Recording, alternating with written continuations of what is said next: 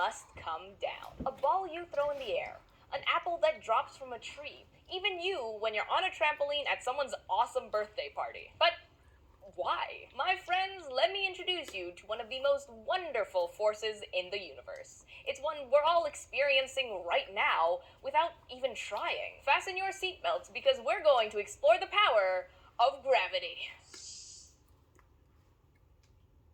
If I told you that you just won the lottery, what would you do? If you're like me, you'd jump up and down and scream. And after you were done freaking out and jumping in the air, you'd land on your feet, right? But why would you land back on the ground instead of just floating off into space? It's because of a little something we call gravity. Gravity is what pulls everything toward the ground, including you. Without the force of gravity, there would be no life on Earth. Air, water, animals, everything would fly off into space. There'd be no you, no me, no French fries, nada. Think of gravity like the invisible superglue that holds our massive world together.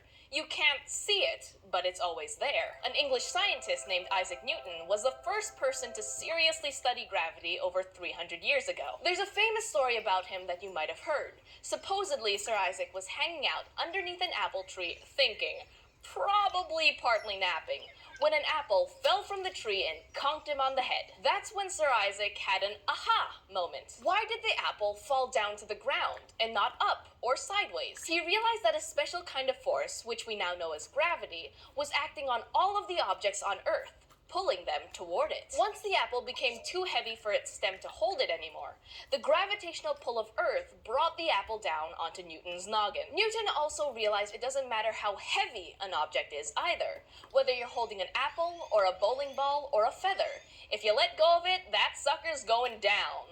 We're gonna make a whole video about this later. Basically, he determined that what goes up must come down.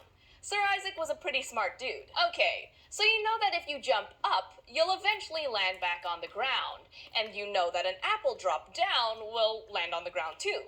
But what if you throw something in front of you, or to the left, or the right? To see how gravity will act, pick up the tennis ball or any small round object and hold it in your hand. Let's toss it in the air and watch it fall to the ground. No surprise here. Okay, now pick it up and hold it over your head. Let go and watch it fall once more. Again, not a shocker. Now throw it to your left. Ball down. Pitch it to the right and watch it go down again.